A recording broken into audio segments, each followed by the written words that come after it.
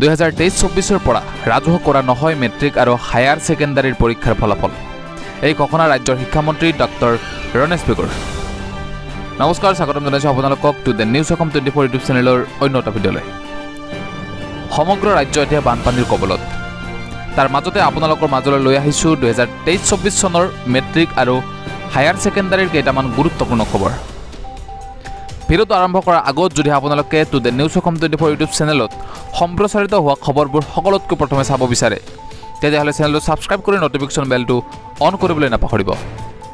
শুকুৰবাৰে এক সংবাদমেল সম্বোধন কৰি শিক্ষামন্ত্ৰীগৰাকীয়ে কয় যে পৰীক্ষাৰ ফলাফল শিক্ষাৰ্থীসকলৰ একান্তই ব্যক্তিগত বিষয় আৰু এই সন্দৰ্ভত ওচৰ চুবুৰীয়াই বা আন কোনোৱে জনাৰ প্ৰয়োজন নাই।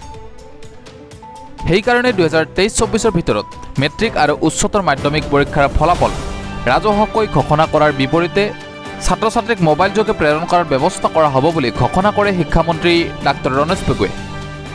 এই সন্দৰ্ভত শিক্ষামন্ত্ৰীয়ে বৰ্ডৰ সৈতে আলোচনা কৰা বুলি জনাইছে। তেখেতে কৈছে যে শিক্ষাৰ্থীসকলে নিজৰ ফলাফল নিজে লাভ কৰিব পাৰিব আৰু তেওঁ উত্তীৰ্ণ হৈছে নে অনুত্তীৰ্ণ হৈছে সেয়া নিজেই জানিব পাৰিব।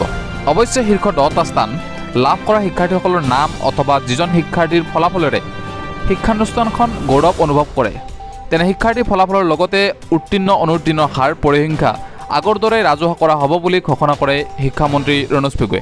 আচলতে ৰাজ্যৰ প্ৰতি বছৰে ঘোষণা হোৱা পৰীক্ষাৰ ফলাফলত সন্তোষজনক ফলাফল প্ৰদৰ্শন কৰিব নোৱাৰি বহু ছাত্ৰ ছাত্ৰীয়ে নল'বলগীয়া সিদ্ধান্ত গ্ৰহণ কৰাৰ পৰিলক্ষিত হৈছে।